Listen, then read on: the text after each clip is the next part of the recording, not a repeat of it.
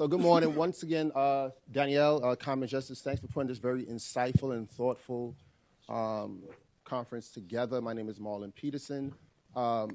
Interesting enough, I really appreciate the thought, and I don't know if it was intentional or not, Danielle, but the thought that was put into the order of how we're having this morning's conversation. So this morning's conversation, we had a esteemed group of folks here who spoke from a survivor-centered space. And follow now to this distinguished panel here with folks who are speaking particularly from a place of accountability. And here's the thing, I want to sort of set the tone for this conversation really quick. We have about 30 minutes. We got to get in, we got to get out, and I want you all audience members to fall in line with that. So here's the thing, right? So I want to set the stage for this as we're talking about accountability, right? Accountability-centered, accountability as well.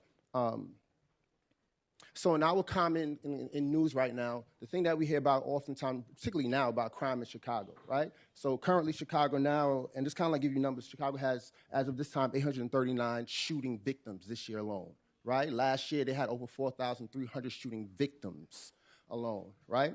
So we're having this conversation in a real place. And I want to sort of bring in personal context to it, and I'll sort of bring in the panel, starting with Johnny, in terms of personal connection to this. So just maybe about a mile south of here, right? Myself was involved with a crime about almost 20 years ago that involved the loss of life. Just about 20 minutes from here in downtown lower Manhattan. So we're having this conversation here about accountability and thinking about ways to address violence differently. We're speaking from a place that's extremely sensitive, a place that is extremely difficult, but also in a place that is an opportunity for enormous transformation and progress in doing things differently. What we're here, we're having a groundbreaking conversation about addressing violence differently, right? And particularly as we think in the context of last week's news about Rikers Island closing, there are many folks in this room and live streaming, and many places who played a role in that, even that conversation being a reality. But be clear, there was a point in time when that conversation was nonsensical, when people thought that we should not even be considering that. I had folks tell me that in public spaces that we should not even have that conversation. And now we see a reality to that conversation. So folks' imagination came to reality. So as we're having this conversation here about looking at violence differently, kind of push it to our distinguished panelists. We have directly to my right, Donnell Penny, who is a case manager at Common Justice, also from Brooklyn. I was going to give you props, that's where I'm from. Johnny Perez is a safe reentry advocate at the Urban Justice Center for Mental Health. Dresses the best that I know. And Sonya Shah, who is a social professor at the California Institute of Institutional Studies, which focuses around the intersection of restorative justice, trauma, healing, sexual and structural oppression. Johnny, you're someone who's advocated nationally around issues of solitary confinement. You yourself, somebody who's formerly incarcerated. Just this past Sunday, you had an editorial out in the opinion op-ed out in the Daily News regarding the violence at Rikers Island. In this conversation about accountability, keeping in mind the last conversation we just had regarding survivor-centered, I want to ask you, do you think, or why do you think the use of excessive punishment may be ineffective, considering your personal experiences? That's a good question. First of all, thank you to Common Justice for having me here. Thank you for having this conversation. I think that is definitely important for us to talk about, the so-called elephant in the room.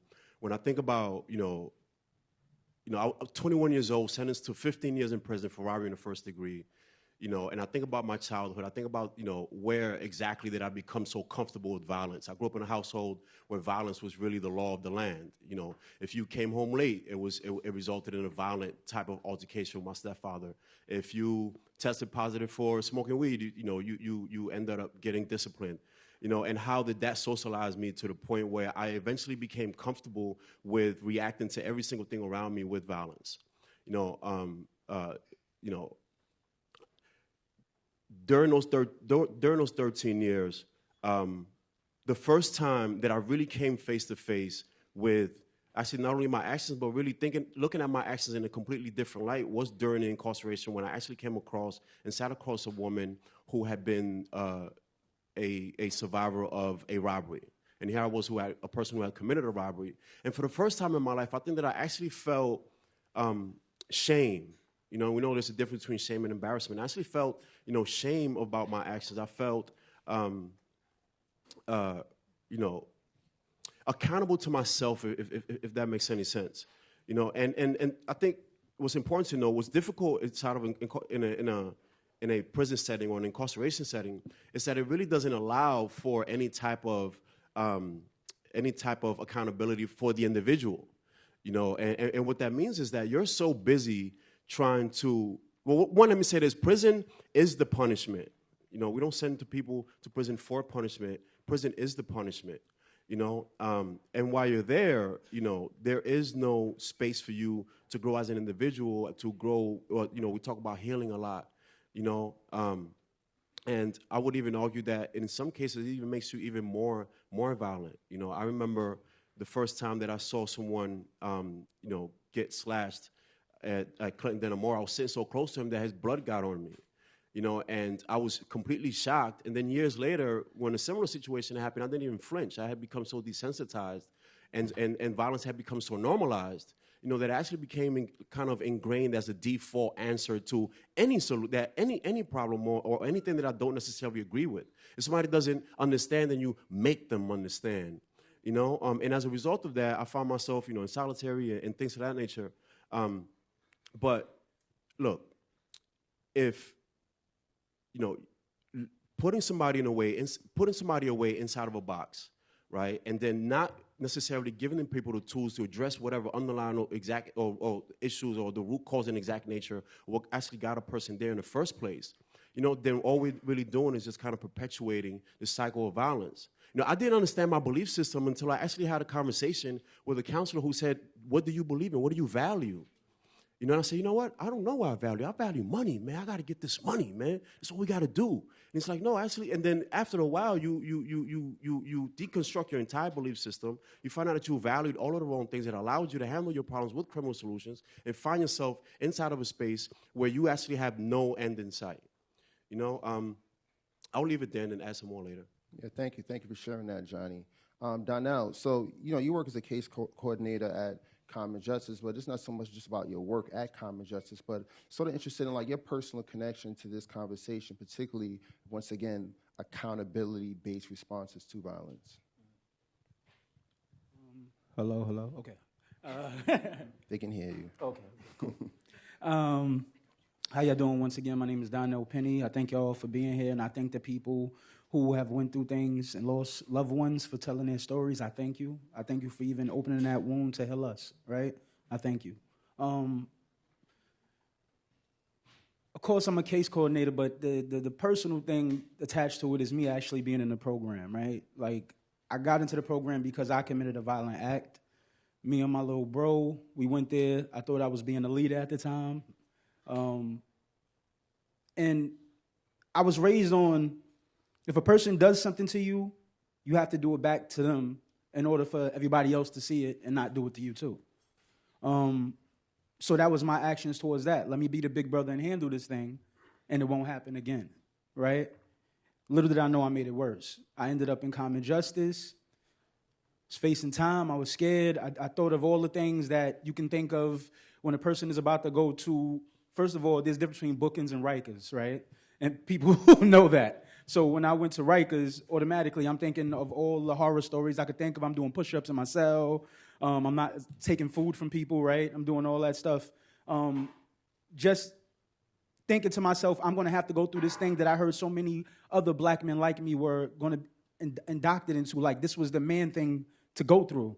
And if I didn't make it through this thing, I wasn't who I thought I was as a person in the street, right? And just trying to brace myself for that. And then get into Common Justice and just speed up a little, meeting the person that I harmed. Now, I hear Ms. Jackson talking about, the things she went through, and, I seriously praise God in a way because I can feel that connection towards the person who's been harmed too now, right? Like, it's not just about me. It's like I had to go through something to feel a connection of anybody being hurt. I had to go through my own hurt, too. I had to deal with that part of myself. Because, like they say, hurt people, right? And how many times have someone told you to say sorry for something? But he ain't say sorry to me. You right? It's like, I want to answer for my hurt. I want to answer for my problem, too. I want somebody to acknowledge it. You don't have to tell me I did good by going in the store and doing something that I thought was protecting my brother. It wasn't. But I want you to acknowledge the pain that was in it for me, too. And when you do, you watch the magic of something happen where you start to give that same care back to the person that you have harmed. And that's what me and that person have done. Like, we've been at speaking engagements. We've been places. I'm sitting there looking at this person like, you're so similar to me. You're so much of who I am. Your dreams are like mine. Your mother's dreams for you are like my mother's dreams for me. We are so much connected, and we didn't even know this thing. And if I knew that before that, I wouldn't have moved like the way I moved. I wasn't connected. I don't know when we lose our connection. I can't tell you that. But I was disconnected from something that was already here for us way before this. The one thing that I can say that Danielle told me that I was like, oh, this is a real white lady right here. Right? Is this process is yours. It was already here. This is your thing. This is of your culture. And that made me feel powerful. I also felt mad because something was held back from me, but I felt powerful that I knew it now. Before I go to Sonya, I just want to, I don't know if we're supposed to give him a round of applause. I don't think this says supposed to wait until the end, audience. Follow instructions, audience. Sorry. Accountability. No, it's sorry. Yes. So no, but real. I'm going to move on to Sonya in a second. But I just want to ask just one thing, sort of like the book in that point. If you can name, maybe in like 2 to 3 sentences, what accountability was, like name it for the audience, make it plain, give us experience. But what was the accountability? Like name it for us in terms of with that person whom you harmed. It was answering to the people of the community that was surrounded around that person that I've harmed. It was answering to the community of people that surrounded around me. And it was just, basically, that's what I can say right now. It was basically just being able to answer to all points. And you can't do that when you're locked up. You can't speak to all points. You can't answer for that. You don't get a chance to do so. Thank you for that. Thank you very much for that. That shows insight. I really appreciate that. So Sonya, on the west side. Now, so the definition for accountability, I look these things up just to give a little more context, is an obligation or willingness to accept, responsibility or to account for one's actions. So you had over 2 decades in experience in restorative practices in the realm of, in the whole spectrum of violence, right? I'm sort of curious to you to kind of like share with us in terms of like your experience. One is, individual accountability is not enough, right? Our society also has a level of responsibility in this as well. So I'm curious to, like, when we think about accountability-based responses, like, how can you sort of address that? Thank you. Can you hear me? Yeah. So I think I want to start out because it's, you're in the right place when everybody literally says everything that you're going to say, and you're like just snapping your fingers. But I think I want to start out by just taking a minute to celebrate that. Because we weren't always there, right? We weren't always there. We weren't always having this conversation. I was even thinking about 5 years ago in social justice movement worlds, you said the word trauma and trying to work with trauma, and everyone went, we can't do that because we might traumatize each other, right? We can't talk about trauma because we might traumatize each other. And actually thinking about where that comes from is a history of professionalizing psychology in such a way that we as community, people in community, actually started to believe that we didn't know how to sit around and talk to each other around a kitchen table, and we used to do that. So I just want to take a moment before we start to celebrate that. So I just want to say accountability and healing are inextricably linked. I'm going to say that like 3 times. Accountability and healing are inextricably linked. They are linked, they are tied together in the most beautiful and precious ways.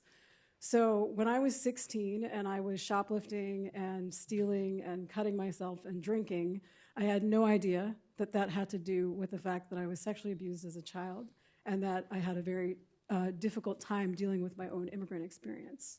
when I was 23 and I experienced a rape and I was in the hospital for 10 days, I had no idea that that right after, when I was started to drink a lot and drive, that was connected. I really didn't know. I really didn't get that.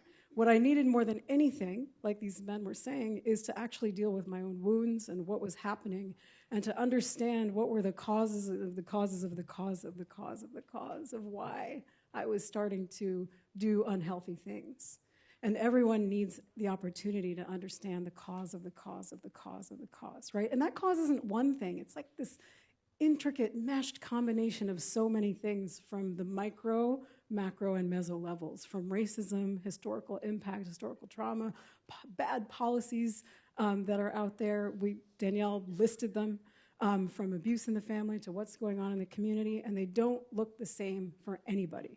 So every single person needs an opportunity to unwind for themselves with their own framework, their own language, their own culturally responsive ways. What are the reasons why I have been wounded, and what are the reasons that I had wounded somebody else?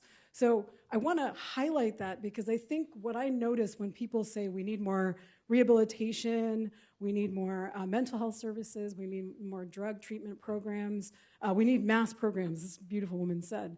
The problem with those is that those systemic programs are actually very racist, they're oppressive, and many of them are rooted in their theories and practices are rooted in pathologizing folks, right? So just naming a system, we've spent 5 years naming the problem and dealing with we were talking about the problem, right? But we really don't talk about that whole systemic industrial complex around treatment that actually is separating folks from themselves. It's not that therapists and counselors are bad, it's that the system that is kind of employing and working these programs have a lot of problems. So it's that individual counselor that asks someone, hey, what do you really need, or what do you believe that really matter? It's not the system. So I say that because I think the most important thing with accountability is that we're really investing in community-based responses, right? What are the community responses to violence and accountability? The work that I've been doing over the years, I do a lot of work in my family, in my university, in and out of prisons, and I say that intentionally because it's really important to dismantle the race piece, to say, I'm not an incarcerated person, I'm an Indian South Asian woman, I've done some work in prisons, right? But when I walk in there, I don't pretend like I know anything about what these guys have experienced. It's really about just holding a space for folks to figure out, kind of what's going on for them. So in that process, when people are doing that, I work a lot with folks that have committed child sexual abuse, rape, sexual assault. Folks don't want to talk about that stuff, right?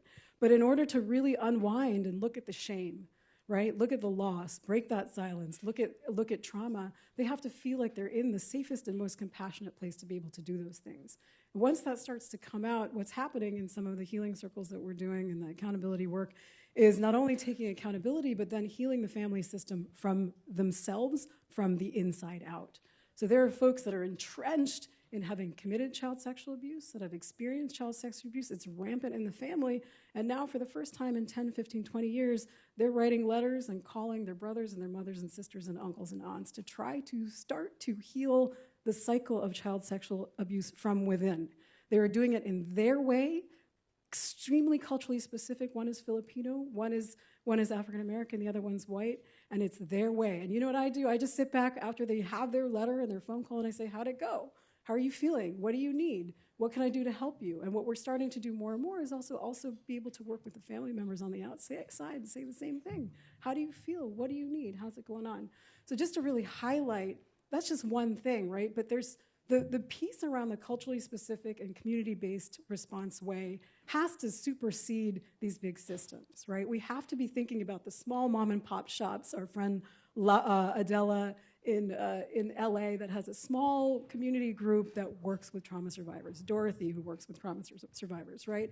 And the last thing I'll say is I came recently from British Columbia, and I was just listening to a bunch of people talk about traditional violences, traditional responses to justice.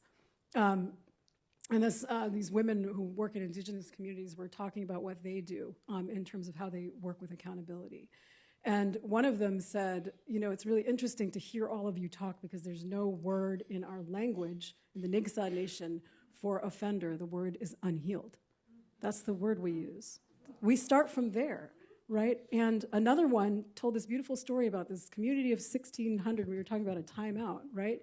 And she said, well, when the accused commits a crime, everybody knows because we're a community of 1,600. We don't know what to do. And she talked about their notion of the timeout, right? Which is that they have a boat. You take a boat, you go to a cabin. And that person who committed that harm spends 1 month to 9 months in a cabin in nature.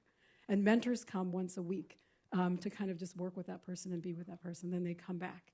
So nature, as a way to just take some time off. So there's just so many ways that people in their own communities, indigenous communities, in our communities that are working in really, really thoughtful, culturally responsive ways.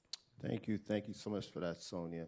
So I want to, if you have any questions in the audience on your index cards, you can please pass it over to one of the folks, who are supposed to collect the, they'll figure that out. But just can you pass them over? I just want to ask them a couple more questions. And this is for anyone on the panel. Do you think accountability-based solutions to violence and incarceration are incompatible? For anyone on the panel. Do you think that accountability-based solutions to violence are incompatible with incarceration?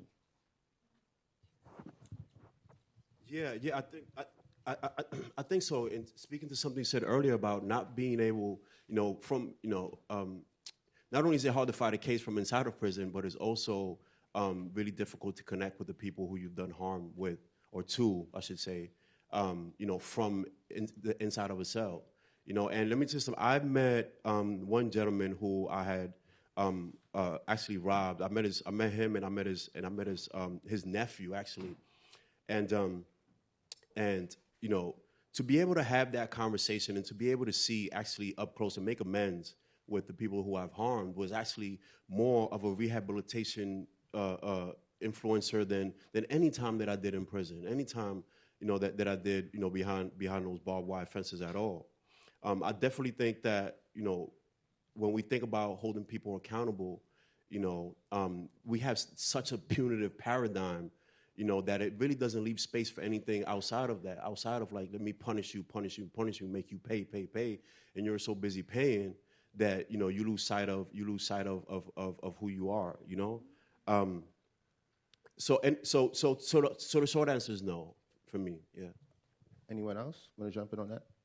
I mean, I would say, so I was having a conversation actually with Hyun Hee and another woman, B. Hansen, recently that used to be the deputy director of the Office of Violence Against Women, and we were talking about how, so when domestic violence happens, right, and you call the DV line, the line, like a suicide hotline, the DV line, what people say is, do you want a court order or do you need to go to shelter, right? And so the two responses are systemic, right? So what would it look like? I was like, we need like an RJ hotline, just like a suicide hotline. We need a hotline where we have all these people going out and actually asking a different set of questions, but we were having a very real conversation about what are the first sets of questions that you have to ask? Are you safe? What do you need? And what do we need to do to help you stay safe? And not necessarily point to incarceration or a shelter. And the reality is that people need to be safe. So what if we don't have anywhere to go, right? We have to deal with this very real problem of like, there is a moment where safety is needed. And what do we do in that moment? I don't think prison and accountability they don't go together. It's exactly what Danielle said. It's like one perpetuates the other. But we have to create something that's viable, for folks to take some time to do some healing, to work with whatever is going on both sides. So what are we gonna do? That is a really real thing. We need something that is going to supplant this system. Mm-hmm. I had this conversation with a brother one time, and we were sitting there, and he kept going into, he was an older gentleman, so he kept going into, prison worked for me, right? Right? And I'm like, but, right? Yeah. And after a while, I had to say, he had a background story. Everybody has their story connected to their thing, right? He was hard-headed, and he felt he was a knucklehead, and he needed to learn a certain way, right? And I'm like, if you had, so inside your cell, you had time to think. What happened if you didn't have to be in the cell? What happened if you didn't have to be disconnected from your son that you said that you can't connect with at this moment because you weren't there to be a moral thing, a support to him, right?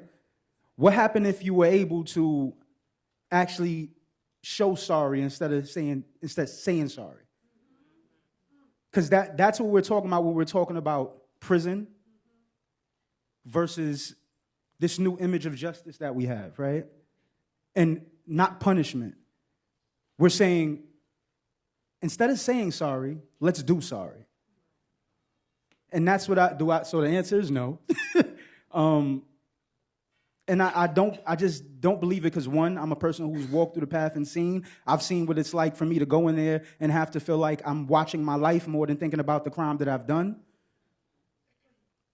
I've been inside that place where I've tried to be, even in that moment, try to snap back into good moral standing and watch how people that worked in the same place that were there to protect me were people that were also doing the damages to me.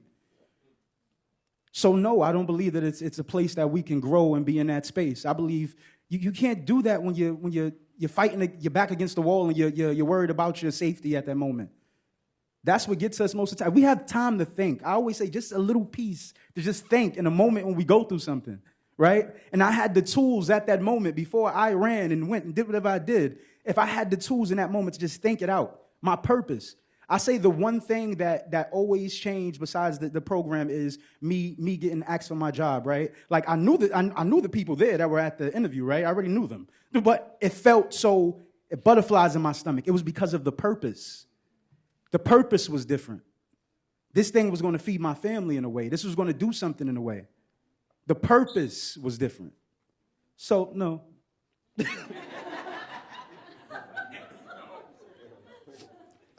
So here's the thing, right? In this conversation that we're having today, and I'm prefacing one of the questions in the audience, a very good question. One may argue, as I had opened out with the stats of Chicago and so many other places you can think about where violence is a reality and where folks are really fearful, right, and hurt from what's happening. And we're hearing about accountability-based solutions to this, to addressing violence, particularly from your own stories and how it helped you in your own progress. So now we heard the powerful stories of survivors this morning. In your experience, how does accountability impact survivors? Like, what do they get out of it? I prefaced, that's not my question, Marlon. That's the audience. I just prefaced it right? I just said it there right, so anyone can address it. Yeah, I can start and say that I've worked with many, many, many survivors, and I've watched accountability processes happen. And, there's nothing like hearing somebody really understand why they did what they did and to be able to articulate that.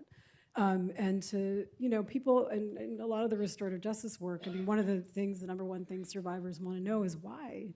Just why, right?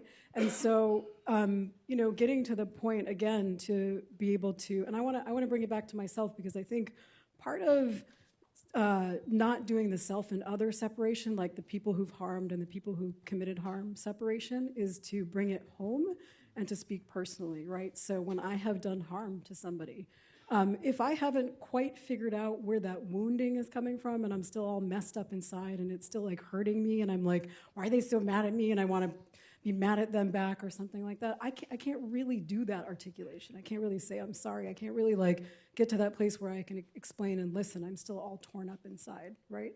But when I've actually done a lot of work around something, I can, and I feel seen, like you said. I want somebody to notice. I feel seen. I feel held. It's a lot easier for me to then walk into a situation and then be really accountable and be able to articulate what I've done, right? And so back to the healing and accountability being linked. So people need time to go through that process, right? And internalizing what did I do and how did I hurt somebody takes time. Dealing with shame is a crazy thing. Shame breeds in isolation. And we do that. Shame is an isolation thing, right? But what it really, really wants, what shame wants, is to be in community.